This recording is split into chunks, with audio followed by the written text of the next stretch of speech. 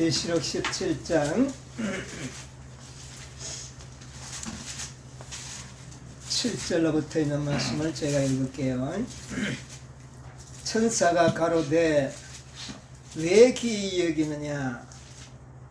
내가 여자와 그의 탄바 7머리와 10뿔 가진 짐승의 비밀을 내게 이르리라.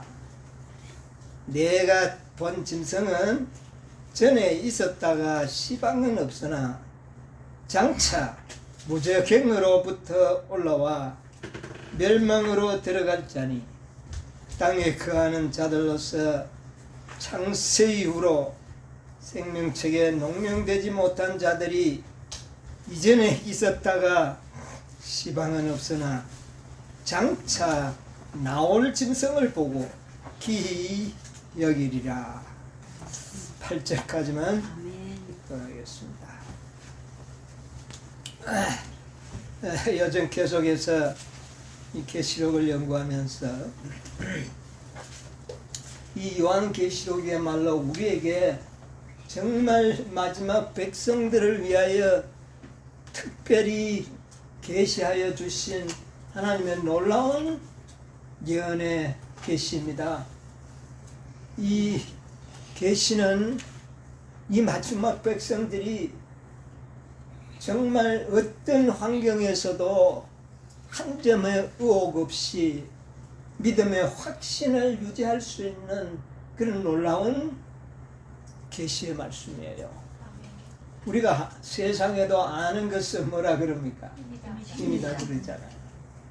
우리가 이 계시록의 예언을 정확하게 알지 못한다면 마지막 미혹을 견뎌낼 사람은 아마 한 명도 없을 겁니다. 예수님이 재림의 징조 중에 가장 주의를 요하도록 한 게 무엇입니까? 미혹을, 사람의 미혹을 받지 않도록 조심하라. 이것은 영거푸 당부하셨습니다. 그것을 미혹에서 피할 수 있도록 해주는 것이 이 요한계시록의 계시의 예언입니다. 그러므로 이것은 얼마나 중요한지 몰라요. 지난 안식일에도 제가 말씀드렸지만 17장은 이제 선악의 대쟁투의 마무리 계시입니다. 그런데 이 마무리가 왜 중요하냐면 마무리가 정확하지 않으면 지금까지 배워온 모든 예언들도 흐지부지하게 흐려질 수 있는 그런 결과가 이르러 올 수 있기 때문에 마무리가 아주 확실해요. 여러분, 선악의 대전투 주인공이 누굽니까? 선악의 대전투의 주인공이요, 예수님과 사단과 여자의 남은 자손과 그 다음에 이쪽 편에는 음녀. 그래서 17장에는 무엇을 보여주겠다고 그랬어요? 음녀의 비밀과 짐승의 비밀을 너희에게 보여준다. 이것은 뭐냐면은 선악의 대쟁투의 주인공의 두 주체가 되는 존재다. 이것을 우리가 알고 있는 것 같지만 자세하게 알지 못하고 있다는 겁니다.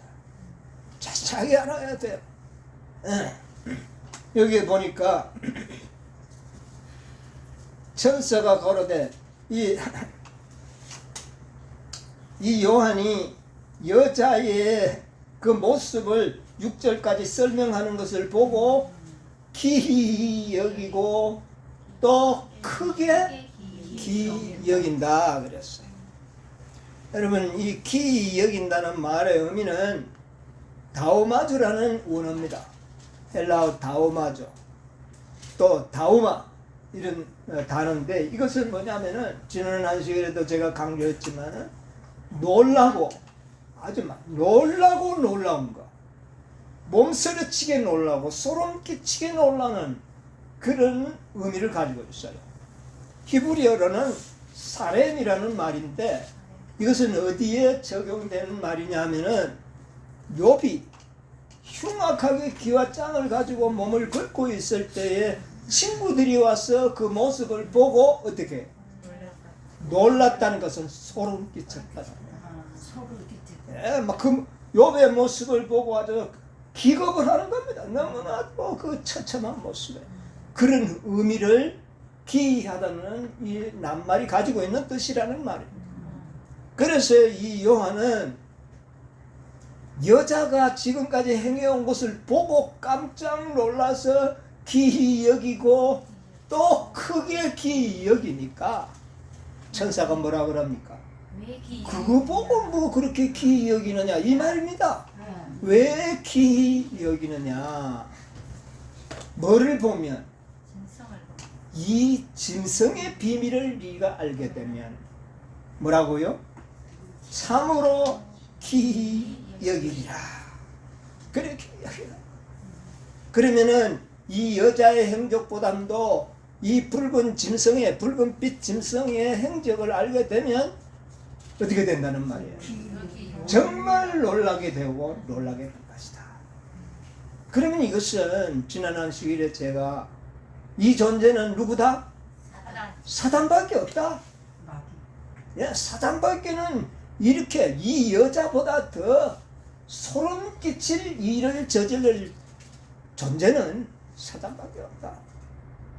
그래서 그 사단의 특색들을 설명을 드렸죠. 무슨 빛이라 그랬습니까? 붉은 빛인데 그게 뭐냐? 주홍빛. 그것은 죄를 상징하잖아. 다시 말하면 사단은 죄의 뭐다? 창시자다. 그 빛깔이 그가 죄의 창시자임을 이야기하는 거예요. 그래서 하나님께서는 이 계시를 통하여 사단의 모습을 하나하나씩 아주 낱낱이 폭로해 주는 거예요. 자, 그 다음에 7머리와 10뿔이 있었다. 이 세상에는 7머리와 10뿔이 있는 짐승은 없어요. 뭐밖에 없어요? 12장에 붉은 용만이 7머리와 10뿔을 가지고 있어요. 그러니까 이 17장에 나오는 이 주홍빛 짐승도 7머리와 10뿔을 가졌다. 그러면 사단과 동일한 신분이라는 것을 분명하게 없어요. 이런 짐승을 찾아보라. 13장에 나오는 바다에서 나오는 복합짐승이 7머리와 10뿔 가지고 있는데 그는 누구였다? 법왕권이에요. 17장에 나오는 누구? 음녀와 동일한 짐승. 예, 그러니까 음녀를 바벨론이라 그랬고 복합짐승으로 표현했는데 그가 7머리와 10뿔을 가지고 있는데 그것은 사단의 아바타 역을 하기 때문에 그렇게 표상한 거예요. 그럼 본체는 아니잖아요.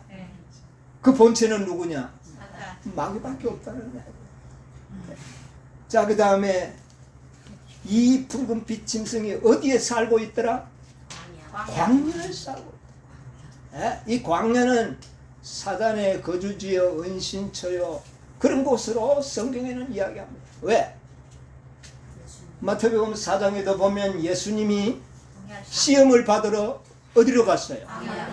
왜 광야를 갑니까? 거기에 사단이 거주지가. 그래서 이 광야는 그런 의미를 내포하고 있는데 광야를 거주지로 삼고 있는 존재는 사단밖에 없다.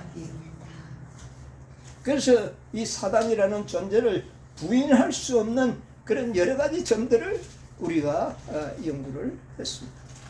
자, 그러면 오늘은 이제 이 여자와 그 짐승의 비밀을 지금 공개하겠다 그랬는데 첫 번째 공개한 절이 바로 8절입니다.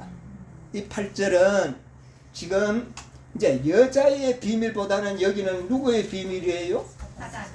이 붉은 빛 짐승의 비밀을 이야기하는 겁니다. 사단의 비밀이라 우리가 할 수 있는데 아직까지 우리가 사단이라고 모르는 것처럼 연구해 봅시다. 네. 이미 우리는 알지만 모르는 것처럼 그렇게 연구를 해보자 그 말입니다.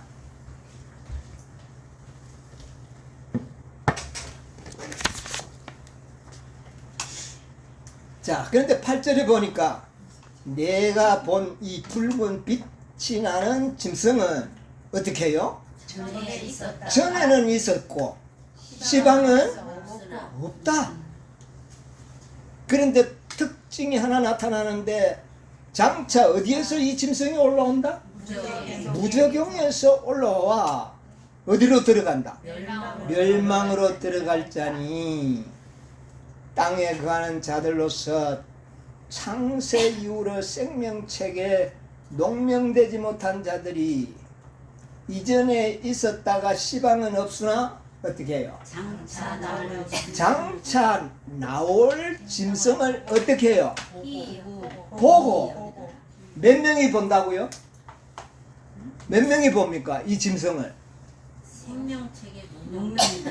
생명책에 농명되지 못한, 그러니까 악인들은, 멸망된 악인들은 모두가 이 짐승을 어떻게 해요?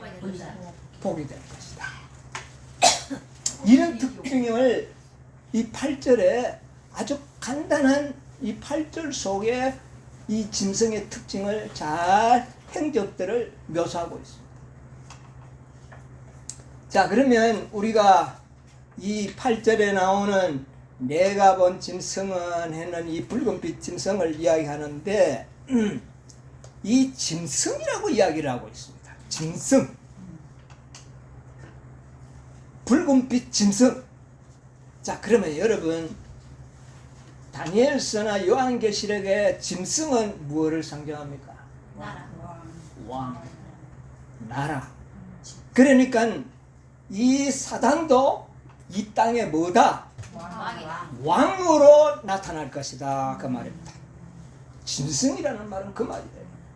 다니엘 우리가 7장 3절에 보니까 짐승이 바다에서 나오는데 그들이 다 뭐였어요?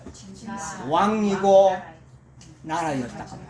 그러니까 이 붉은 빛 짐승은, 그리고 여기는 막바로 뭐라 그러냐면은 내가 본 짐승은, 그래서 붉은 빛이라는 표현을 여기는 생략하고 짐승을 강조하고 있다. 그러면 이 짐승은 이 지상에 뭐다? 왕이 될 것이라는 의미를 내포하고 있는 겁니다. 그것을 뒷받침해 주는 것이 17장 11절이에요. 11절에 뭐라 그랬어요? 전에 있었다가 시방 없어진 짐승은 여덟째 왕이니. 이거 보세요. 뭐라고요? 여덟째 왕. 전에 있다가 시방은 없는 이 짐승은 앞으로 나온다면은 왕인데 몇째가 될 것이다. 여덟째. 그러니까 이게 짐승이라는 거예요. 짐승이라는 말을 우리가 상당히 주시해야 됩니다. 왜? 오늘날의 말입니다.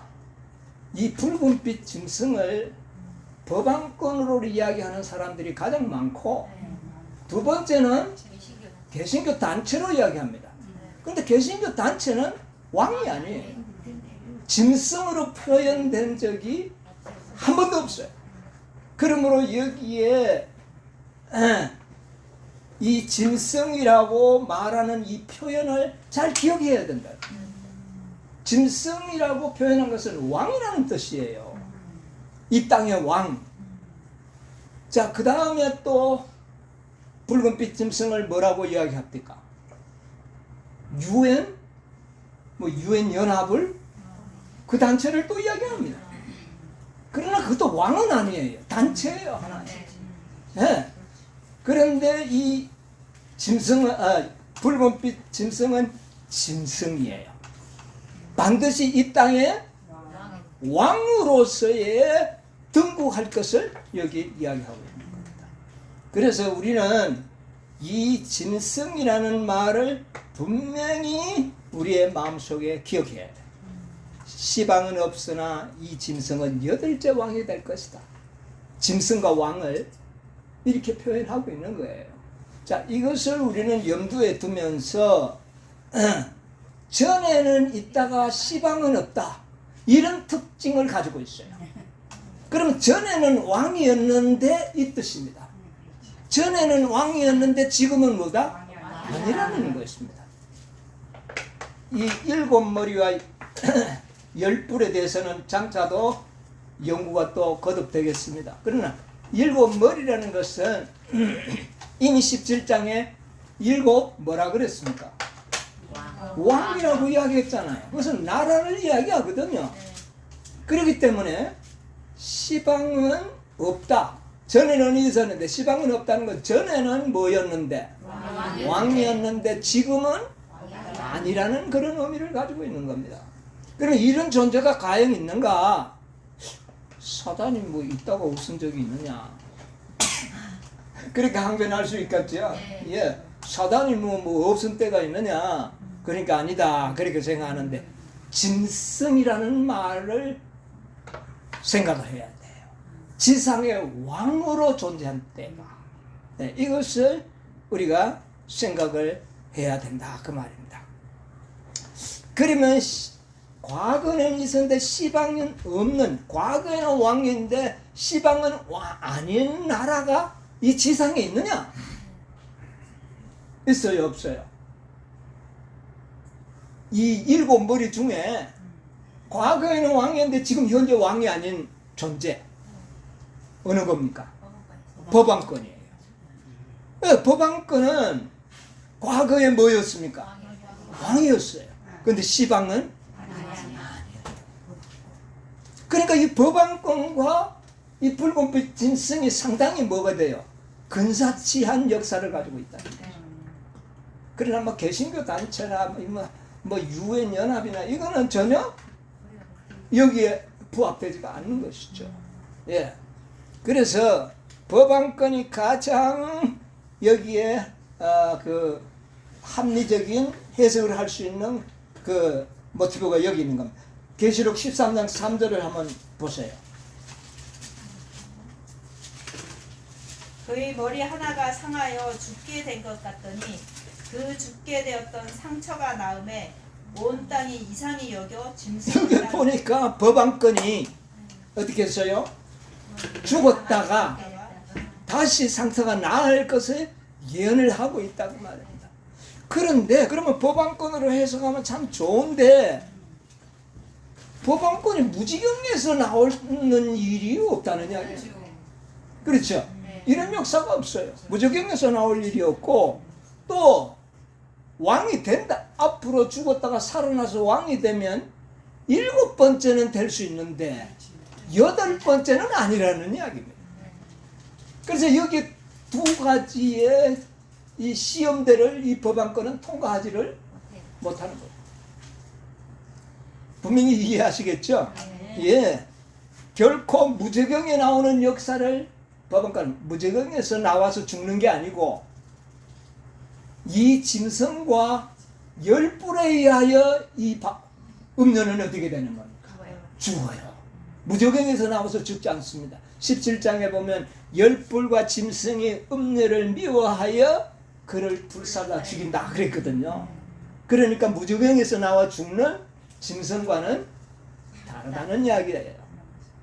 그리고 7번째 왕은 될 수가 있어요. 그러나 8째 왕은 될 수가 없다. 그러므로 여기에 탈락이에요. 예, 결코 법안권이라 해석할 수 없는 이유가 거기에 있다는 거예요. 그럼 뭐 개신교나 개신교 단체나 그 다음에 뭐 일반 유엔 연합이나 이런 것들은 전혀 거기에 근사치에 갈 수는 없다. 그렇게 끼워 맞춰서 순서는 맞출 수는 있어도 여기에 구구절절이 나오는 그 특성의 특징에 부합시킬 수는 없다는 겁니다. 그래서 이것을 우리가 분명히 우리가 이해를 해야 된다고 말입니다. 자, 그러면 사단이 죽었다가 살아난 적이 있는가? 예. 법안권은 그런 일이 있어요. 근데 이제 여기에 이게 가장 제가 요한계시를 연구할 때 가장 큰 어려운 문제였어요. 사단인데 이런 역사가 어디 있느냐 말이에요. 그래서 고민을 했는데 그 고민을 다니엘서 7장 25절에 주석을 통하여 제가 해결을 한 겁니다. 예. 우리 같이 한번 보도록 하겠습니다. 다니엘 화일주석 다니엘 7장 25절 길 표지판을 반대로 꽂아놓은 아까 가정책에도 표지판을 어떻게 한다고요? 이게 사단의 목적이에요. 왜? 남은 무리들의 길을 어떻게 하려고요? 헷갈리게 만들려고. 예. 자, 그런 타이틀에서 주께서는 하나님의 도성으로 가는 길을 명백히 보여주셨지만 큰 배도자는 길 표지판을 바꾸어 거짓 표지판을 세웠다. 그는 말하기를 나는 하나님과 정반대되는 목적을 가지고 일할 것이다. 나는 나의 대표자 곧 불법의 사람에게 능력을 주어서 하나님의 기념이 되는 안식일을 허물어 버릴 것이다. 자, 여기에서 사단은 길 표지판을 거꾸로 붙이려고 그랬는데 그 일을 누구를 통해서 하겠다? 불법의 사람. 나의 대표자 불법의 사람. 불법의 사람 누굽니까? 법안권. 법안권을 통하여 나는 하겠다. 그런데 그 법안권을 나의 뭐라? 대표자다. 예, 법안권은 사단의 아바타다. 예, 대표자다. 이것은 사단이 이렇게 말하는 것을 화이트 부인께서 계시를 보고 기록한 겁니다. 예, 이건 사단이 직접 말하는 거예요. 자, 그 다음에 쭉 조금 내려가면은 나의 대리자를 통하여. 나의 대리자를 통해서 나는 내 자신을 높이는. 자, 여기도 뭐라고 이야기합니까? 대리자를 나의 대리자. 나의 대리자가 누굽니까? 법안권. 법안권 17장에는 뭐라고요? 큰 음녀. 바벨론. 그러니까 바벨론, 큰 음녀, 법안권 이 같은 존재를 말하고 있거든요. 그런데 이 법안권을 나의 뭐라고요? 대리자다. 누가 이야기했죠? 사단이. 엘렌 화이트이 이야기한 게 아닙니다. 사단 자신이 그렇게 이야기하는 겁니다. 나의 대리자를 통해서 나는 내 자신을 높일 것이다. 계속 보세요. 하나님이 제정한 안식일 준수를 못하게 하므로 나는 하나님의 율법을 멸시할 것이다. 나와 너 사이에 너희 대대의 표징이라는 말을 나의 안식일 편에다 적용하도록 할 것이다. 이렇게 함으로 세상은 나의 것이 될 것이다. 나는 세상의 왕이 될 것이며 땅의 통치자가 될 것이다. 자, 여기까지 보겠습니다. 자, 나의 대리자를 통하여 나는 뭐가 되겠다? 왕이 되겠다. 궁극적으로는 나의 대리자를 통하여 나는 뭐가 된다? 왕이 되겠다. 이 세상의 통치자가 되겠다. 이게 사단의 계획입니다. 그러면 이것은 뭘 의미하느냐 하면은 사단의 대리자인 법안권과 사단은 역사를 공유하겠다는 말입니다. 이 말은 뭐냐? 법안권이 이 지상의 지상권을 잡을 때 나는 이 지상에 뭐가 될 것이고 왕이 될 것이고 앞으로 또 지상권을 가지게 될 때 나는 뭐가 될 것이다? 왕이 될 것이고 그리고 난 다음에 나는 여덟째 왕이 될 것이다. 이 말이에요. 예. 자, 이것은 다 누구를 통해서? 나의 대리자. 큰 음료를 통해서 이 일을 하겠다. 여러분, 이것을 소상하게 아는 사람은 그렇게 많지 않습니다. 오늘날 때 재림교회도 어리뭉실 그렇게 대충 뭐 그럴 것이다 하고 짐작은 하고 있지만 정확하게 이 사실을 알고 있지를 못합니다. 네, 이것이 아주 중요한 문제예요. 자, 그래서 반드시 사단은 누구와 역사를 공유합니까? 음녀와 역사를 공유합니다. 음녀가 왕이 되면 나도 왕이 되고 이러면 나도 잃고 그가 또 다시 되면 되고 그 다음에는 독자적인 여덟째 왕이 됩니다. 이것이 사단의 계획입니다. 네. 이것을 분명히 우리가 이해를 할 필요가 있다 그 말입니다. 자, 그 다음에 두 번째는 무저경에서 올라오는 역사를 가지고 있습니다. 여기에서부터 법안권은 탈락이 됩니다. 그렇죠? 법안권과 역사를 공유를 했는데 그 이후부터는 이 사단은 독자적인 행적의 모습을 보게 되는데 그것은 뭐냐? 무저경에서 어떻게 해요? 올라와. 그래서 이 무저경이라는 말을 보고 뭐 성경에 사단 이외에도 무저경에서 올라온 존재들이 많이 있는데 뭐 꼭 사단에만 저장할 수 있느냐? 이렇게 말하는 분도 혹시 있을 수 있어요. 그러나 우리가 그것을 자세히 알고 보면 그 말이 옳은 것 같지만 진심은 아니라는 거예요. 자, 그 이야기가 어디에 나오느냐면 계시록 9장 1절 2절을 한번 읽어보세요.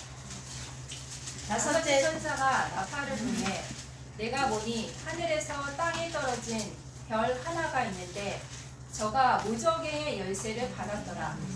저가 무저갱을 여니 그 구멍에서 큰 풀무의 연기 같은 연기가 올라오매 해와 공기가 그 구멍의 연기로 인하여 어두워지며 또 황충이 연기 가운데로부터 땅 그 다음에 위에 됐습니다. 나오매 거기까지 하면 그 다음에 11절 저희에게 임금이 있으니 무저갱의 사자라. 히브리 음으로 이름은 아바돈이요 헬라 음으로 이름은 아볼루온이더라. 예, 아볼루온. 자, 여기에서 한 별이 하나가 있는데 그가 내려가서 무저갱의 열쇠를 받아가지고 무저갱을 여니까 큰 풀무의 연기 같은 연기가 올라오고 해와 공기가 구멍의 연기로 어두워지는 이것은 뭘 의미하느냐면은 이슬람 세력의 그 등장에 의하여 이 세상에 해와 공기가 오염되고 어두워지는 사건, 진리가 아주 말살되는 이런 엄청난 세상의 역사가 있을 것을 예언하면서 뭐라 그랬느냐면은 저희에게 뭐가 있으니 11절 임금이 있으니 무저경의 사자라. 히브리 음으로 이름은 뭐요? 아바돈이요. 헬라 음으로는 뜻이 뭡니까? 아바돈, 아볼루온의 뜻이 뭐냐면 파괴자입니다. 저희의 임금이 뭐라고요? 그 이 무저경에서 나온 사자의 임금의 이름이 아볼루온이고 또 아바돈이에요. 파괴자 누굽니까? 사단이에요. 그러니까 이슬람 세력은 사단으로부터 발생된 그런 하나의 무서운 세력이었다는 것을 이렇게 보여. 그럼 이 세력들이 나와서 이 세상을 뭐 했다? 파괴했다. 첫째는 진리를 파괴했고 역사적으로는 무수한 인간들에게 파괴 행위를 끼치는 엄청난 역사를 가지고 있는 겁니다. 그러면 결국 이 세력의 원천적인 그 힘은 어디에서 나왔다는 말입니까? 사단을. 무저경에는 사단과 뗄래야 뗄 수 없는 관계를 우리가 여기에서 볼 수가 있는 겁니다. 자, 그 다음에 두 번째로는 계시록 11장 7절을 보세요. 저희가 그 증거를 마칠 때 무저갱으로부터 올라오는 짐승이 저희로 더불어 전쟁을 일으켜 저희를 이기고 저희를 죽일 터인즉 저희 시체가 큰 성 길에 있으리니 그 성은 영적으로 하면 소돔이라고도 하고 애굽이라고도 하니. 예, 됐습니다. 거기까지 보겠습니다. 자, 여기에 나오는 이언은 무엇을 의미합니까? 프랑스 혁명을 이야기합니다. 예, 이 프랑스 혁명. 자, 이 프랑스 혁명을 통하여 올라온 짐승은 어떤 짐승이에요? 프랑스 혁명, 나폴레옹 정부나 이런 세력들을 이야기하는데 결국은 이들의 주장은 뭐냐면은 무신론, 하나님이 없다. 이게 누구의 사상이에요? 사단의 사상. 그래서 무저경에서 이런 사상들이 다 나온 거예요. 오늘날. 공산주의, 무신론 사상. 이게 사단의 사상이거든요. 하나님을 무시하는, 존재를 인정하지 않는 사단의. 그래서 무저경은 결국은 누구와 관계 있다? 사단이다. 사단을 의미한다. 자, 이것을 우리가 알게 되고, 그 다음에 세 번째로는 계시록 20장 1절 3절을 한번 보세요. 또 내가 보매 천사가 무저갱 열쇠와 큰 쇠사슬을 그 손에 가지고 하늘로서 내려와서 무저갱에 던져 잠그고 그 위에 임봉하여 천년이 차도록 이거는 뺐어. 예, 3절을 읽으세요. 천년이 차도록 다시는 만국을 미혹하지 못하게 하였다가 그 후에는 반드시 잠깐. 자, 여기에 무저갱에 갇히는 존재가 누굽니까? 사단.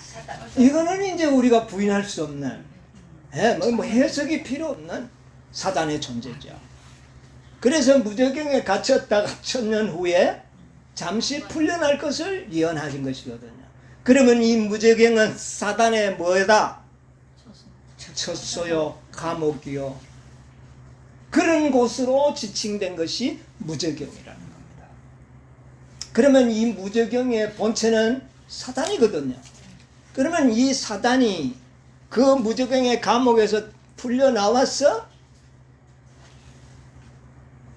또 한 번 자기의 권세를 행사할 때가 있을 것을 성경에 예언하신 말씀인데, 궁극적으로는 무저경에서 나오는 존재는 누구다? 사단이다. 로마 캐토릭도 아니고 뭐 개신교 단체도 아니고 유엔사도 아니에요.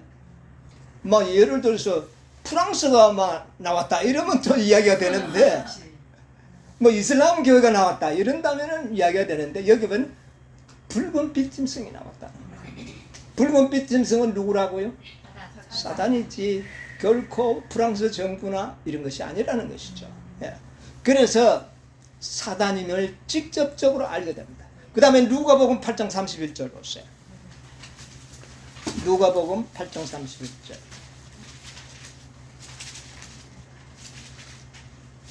무저갱으로 들어가라 하지 마시기를 강구하더니. 이 말씀의 전후 내용을 알지요. 네. 뭡니까? 그라사에 그 아주 귀신 들린 자에 군대 귀신이 들렸던 자들, 그들이 예수님을 보고 뭐라 그랬어요? 우리를 어디에? 무저경에 집어넣지 않게 해달라. 사실은 무저경에 살아야 되는데 이게 나와가지고 이런 못된 짓을 하고 있는데, 하나님께서, 예수님께서 그들을 무저경으로 들어가라 할까봐 이들이 부탁을 하는 장면이 나와요. 그러니까 사단은 자신의 거처가 어디라는 거? 무저경이라는 것을 사단 본인 자체가 알고 있다, 시인한다는 겁니다. 예, 그러므로 무저경에서 나오는 짐승은 사단이다. 다른 어떤 법안권도 아니요, 개신교 단체도 아니요, 유엔사도 아니고 그 어떤 존재도 이 특징에서 다 낙오될 수밖에 없습니다. 이게 두 번째 특징. 세 번째 특징은요, 아까 제가 조금 읽어드렸지요. 13장 8절에 죽임을 당한 어린 양의 생명책에 어떻게 해요? 창세 이후로 농명되지 못하고 땅에 사는 이 법안권에도 사용했다는 겁니다. 예, 법안권도 뭐라고 이야기했냐면은 창세 이후로 농명되지 못한 사람들은 다 이 짐승, 법안권에게 짐승 경배하리라. 이 이야기입니다. 이 13장 8절에 있는 말씀이에요. 자, 그러면 이 법안권이 여기에 해당되지 않느냐, 그렇게 생각할 수 있어요. 그런데 내용이 달라요. 여기 보면 창세 이후로 농명되지 못하고 이 땅에 사는 자들, 이거는 현재 사는 사람들입니까? 죽었던 자들이 다 부활한 상태입니까? 법왕권 짐승에게 경배하는 자들은 현재 이 땅에 사는 자들은 다 누구한테? 법왕권에게 경배하리라. 그 말입니다. 그러나 11장 8절은 다르다는 겁니다. 11장 8절은 창세 이후로 생명책에 농명되지 못한, 요거는 13장과 같아요. 같은데 그 다음에 보면 이전에 있었다가 시방은 없으나 그 다음에요, 장차 나올 짐승을 어떻게 해요? 보고 기 여기리라. 이 말은 뭐냐면은 창세 이후에 농명되지 못한 자들이 장차 누구를 볼 것이다? 이전에 있었다가 시방은 없으나 장차 나올 짐승, 무저경에서 나올 짐승. 무저경에서 나온다면 아까 전편에 무저경에서 나온다 그랬잖아. 무저경에서 나올 때는 시제가 언제입니까? 재림 후 1000년이고, 그 다음에 예수님이 이 땅에 삼림으로 강림하셔서 모든 악인들을 다 어떻게 해요? 부활시키고 난 다음에 이 짐승을 창세 이후라, 글자 그대로 창세 이후에 모든 악인들은 이 짐승을 어떻게 하리라? 보게 될 것이다. 이 아바타 로마 캐토릭을 보고 경배하는 자들은 그때 사는 사람들. 그런데 여기는 장차 나올 짐승이에요. 장차 나올 짐승. 어디에서 나옵니까? 무저경에서 나올 짐승을 본다는 것은 1000년 후 모든 악인들이 부활해서 이 짐승을 뭐 하겠다? 보게 될 것이다. 보고는 뭐 하게 되랴? 놀라서, 깜짝 놀라서 소름 끼치는 일을 너희들은 보게 될 것이다. 자, 이것이 이 짐승의 특징입니다. 8절에 나타난 특징입니다. 오늘 시간이 많이 갔기 때문에 제가 8절만 공부하려고 그래요. 네, 다음 안식일은 이제 9장을 넘어가겠습니다. 9절로 넘어가겠는데 8절까지만 오늘 공부하려고 하는데, 이 8절까지의 특징만 하더라도 이 특징을 충족시킬 수 있는 모든 특징은 누구밖에 없다? 사단밖에 없다.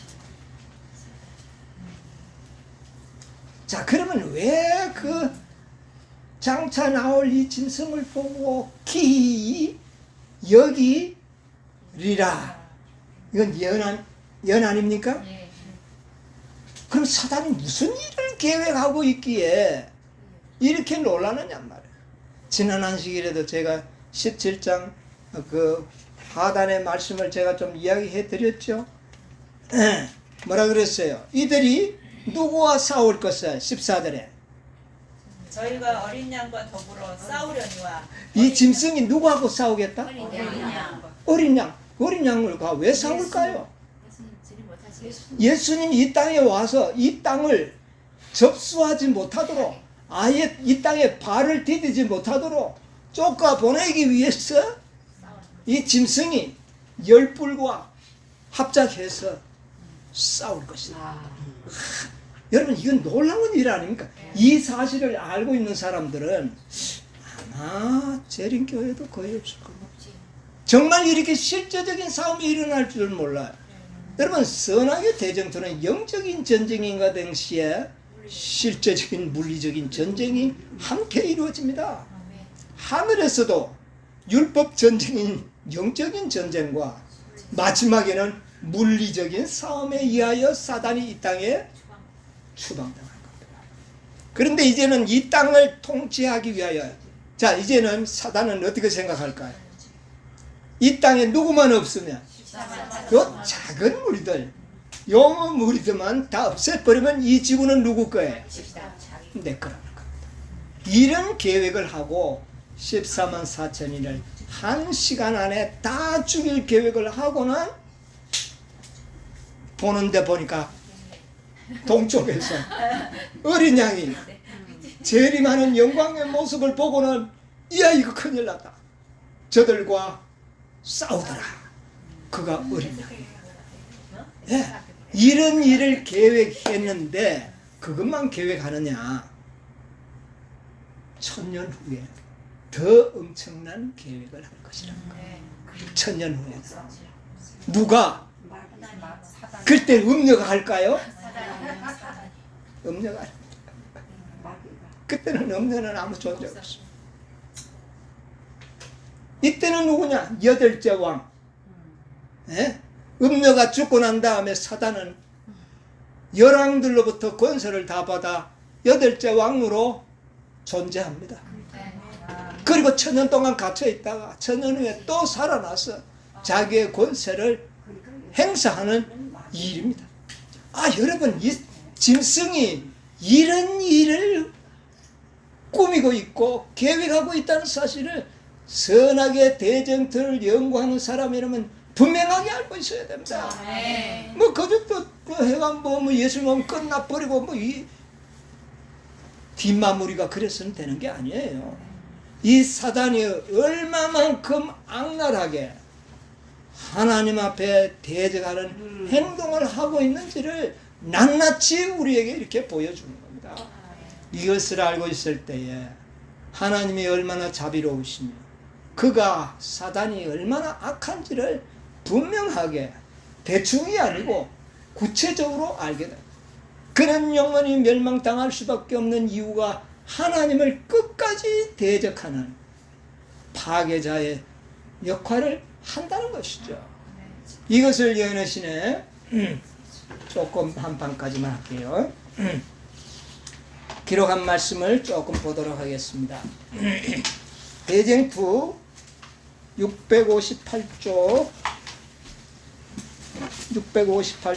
9쪽까지의 내용을 좀 중요한 대목들을 읽어보도록 하겠습니다.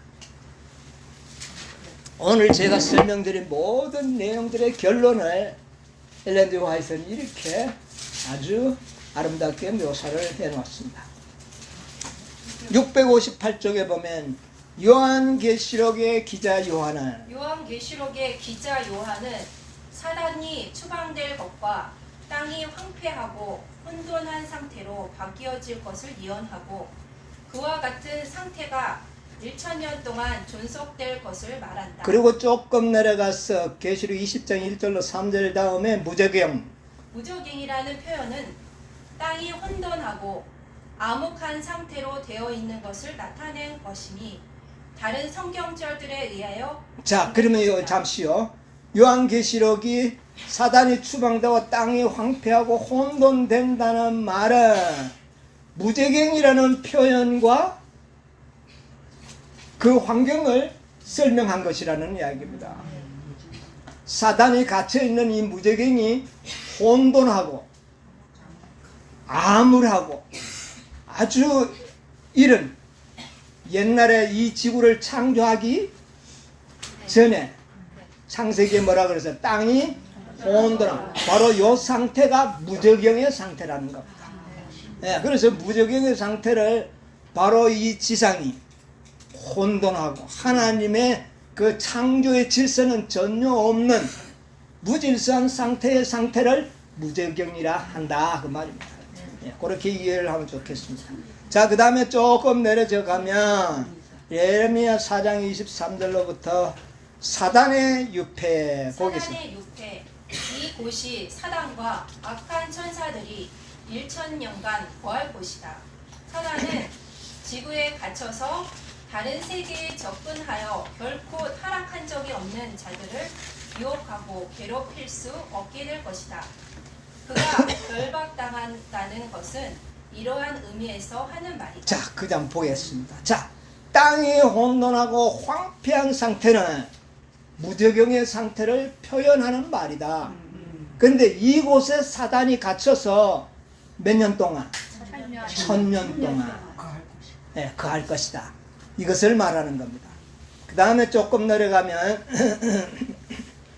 661쪽에 대정투 661쪽에 1000년이 끝나면 둘째 부활이 있을 것이다. 1000년이 끝나면 둘째 부활이 있을 것이다. 그때 악인들은 사망에서 일어나 하나님 앞에 나타나서 기록된 판결대로 형벌을 받게 될 것이다. 그러므로 요한계시록의 기자는 의인의 부활에 대한 기록을 마친 후 그 나머지 죽은 자들은 그 천년이 차기까지 살지 못하더라. 자, 거기까지는요. 1천이 끝나면 둘째 부활이 있죠. 그러면 이제 악인들이 다 어떻게 될까요? 다 부활하죠. 창세 이후에 악한 자들은, 구원받지 못한 모든 자들은 이때 다 어떻게 해요? 부활한다는 겁니다. 자, 그 다음에 또 장면이 또 쟁투 662쪽에 그리스도께서는 1000년 끝에 그리스도께서는 1000년 끝에 다시 지상으로 돌아오신다. 그분은 구속받은 무리들과 수행하는 천사들과 함께 오신다. 놀라운 위엄으로 내려오실 때 그분께서는 죽은 악인들에게 형벌을 받기 위해 일어나라고 명령하신다. 그들은 바다의 모래와 같이 셀 수 없는 큰 무리가 자, 거기까지 읽겠습니다. 자, 이때 이제 악인들이 다 부활되면 글자 그대로 창세 이후에 모든 사람들은 다 어떻게 해요? 다 일어나 있는 상태입니다. 악인들. 그리고 의인들도 물론 이 지상에 이미 예수님과 함께 새 예루살렘 도성 안에서 이 모습을 볼 수가 있을 거예요. 자, 그 다음에 63쪽, 663쪽. 이제 사단은 사탄은 최상권을 위한 마지막 큰 싸움을 준다. 자, 여기에 싸움을 계속하지 않습니까? 대쟁투가 아직 어떻습니까? 마무리가 아직 안 돼 있어요. 사단은 다시 도전하는 겁니다. 계속 보세요. 그의 세력을 빼앗기고 기만하는 일을 하지 못하게 되었을 때 그 악의 왕은 비참해지고 기가 꺾여 있었다. 그러나 악인들이 부활하여 그 수많은 무리가 그의 편이 되어 있는 것을 보게 되자 그의 희망은 되살아난다. 그는 대쟁투에 항복하지 않으리라고 결심한다. 그는 잃어버린 자들의 모든 군대를 그의 군기 아래 모으고 그들을 통하여 자기의 목적을 사단이 뭐라고 이야기합니까? 대쟁투에 뭐 하지 않겠다? 항복하지 않으리라. 항복하지. 여러분, 이 사단은 이미 자기가 어떤 상태에 놓여 있었습니까? 1000년 동안 무적영 속에 갇혀 있었는데도 이제 악인들이 부활하니까 사단은 다시요 또 기가 살아. 여러분, 반역의 사단의 정신은 결코 변하지 않는다는 거예요. 예. 그러므로 이 사단은 뭐 당할 수밖에? 멸망당하지 않으면 안 되는 이유를 여기서 찾아요. 왜? 그는 항복하지 않을 것이라. 네, 항복하지 않을 것이라. 자, 그 다음에 12줄 밑에 내려가면 같은 페이지인데 그는 약한 자들을 강하게 만들고 그는 약한 자들을 강하게 만들고 자기의 정신과 힘을 모든 자에게 준다. 그는 그들을 지휘하여 성도들의 진을 공격하여 하나님의 성을 빼앗고자 계획한다. 악마 같은 광희로 그는 사망에서 부활한 무수히 많은 무리를 가리키면서 자신을 그들의 지도자라고 주장하고 그가 그 성을 탈환하여 자기의 보좌와 나라를 회복할 수 사단이 있다고 뭐라고 이야기합니까? 아직도 예, 자기 보좌와 나라를 회복하겠다. 결과가 어떻게 될 걸 다 알면서, 그러니까 사단은 결코 하나님께 굴복하지 않는 존재다. 여러분, 이거 분명히 알아야 돼요. 사단은 그런 존재예요. 그리고 사람들 마음속에 힘과 정신력을 준다는 거예요. 다시 하나님께 대한 반역의 정신을 악한 자들은 그때 다 갖게 되는 겁니다. 누가 넣어준다고요? 사단이 넣어줍니다. 네, 이런 놀라운 일 아닙니까? 자, 그 다음에 664쪽에 사단은 그의 부하들과 사탄은 그의 부하들과 의논하고 그 다음에는 왕들과 정복자들과 강력한 사람들과 상의한다. 그들은 자기 편에 속한 자들의 수효와 세력을 보고 그들에 비하여 성 안에 있는 군대의 수가 적음으로 쉽게 승리할 수 있다고 주장한다. 그들은 새 예루살렘의 부와 영광을 빼앗기 위해 계획을 세운다. 전원이 적시 전투 준비를 개시한다. 숙련된 기술자들은 무기를 제작한다. 무훈이 혁혁한 군대의 지휘관들은 호전적인 무리들을 중대와 사탄으로 나누어 배치한다. 사단으로. 사단. 예. 자, 그까지 읽고 봅시다. 자, 이 사단이 그때도 어떻게 합니까? 인간의 놀라운 영웅 호국을 이런 자들과 의논해서 정말 저 새 예루살렘 속에 있는 작은 무리들을 다 죽이고 이 지구를 뭐하자? 찬탈할. 끊임없는 사단의 이거 정말 놀라운 일이에요. 우리 생각하던 어지간하면 하면 항복하지 않겠습니까? 사단은 항복하죠. 네. 드디어 진군 명령이 내린다. 드디어 진군 명령이 내린다. 셀 수 없이 많은 대군이 행진을 시작한다. 그것은 일찍이 어떤 정복자도 소집한 일이 없는 대군, 이 지상에 전쟁이 있어온 이래 각 시대의 모든 군대를 모두 합할지라도 비교될 수 없을 정도의 큰 군대이다. 가장 강한 전사인 사단이 그 군대를 진두지휘하고 악한 천사들이 그 마지막 전투에 힘을 합한다. 왕들과 전사들이 그를 쫓고 여러 군단으로 이루어진 큰 무리가 각 지휘관들의 명령 아래 그를 따른다. 그들은 군대식으로 질서정연하게 우툴두툴한 지상을 행진하여 하나님의 성으로 나아간다. 예, 거기까지 읽겠습니다. 자, 여러분 보세요. 사단이 무저경에서 올라온 다음에 꽤 시간이 있는 것 같아요. 왜? 무기도 만들고 군사 조직을 하고 그래서 그들이 아주 총공격을 날짜를 세우고 하나님의 도성을 침략하는 계획을 세우고 있어요. 이때는 사단이 뭡니까? 왕노릇 하는 겁니다. 8째 왕. 그 왕권은 1000년 전에 잠시 받았다가 갇혔다가 다시 풀려서 왕권을 되찾으려고 한 겁니다. 이런 예언들이 계시록 17장에 기록되어 있다는 겁니다. 그래서 이 사단의 존재가 어떤 존재이며 이는 결코 존재할 수 없는 존재라는 사실을 우리 모든 하나님의 백성들은 알아요. 그것도 좀 용서해 주지. 그런 어떤 생각을 가질 수도 있어요. 왜 사단은 용서받지 못하나? 용서받을 수가 없잖아요, 얘는. 네. 끝까지 하나님을 대적하여 싸우려고 하는 이 모습을 보고 요한은 계시 가운데 보았지 않겠습니까? 우리는 말씀만 듣고 추측만 할 뿐이지.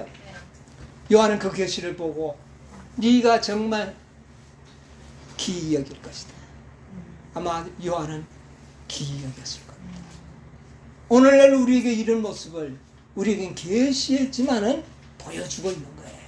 그래서 이 17장은 붉은빛 짐승과 큰 음녀의 비밀을 다루는 장이다. 딴 거는 없습니다. 왜? 선악의 대쟁투의 크라이막스가 됐기 때문에.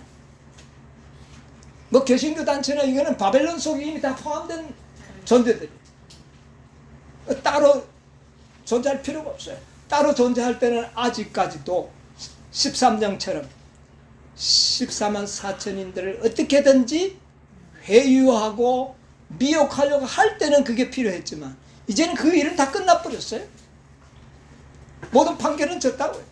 불의한 자는 그대로 불의하고 의로운 자는 의로운 선고가 나버렸습니다. 이제는 뭐 개신교 단체가 할 일이 없어요.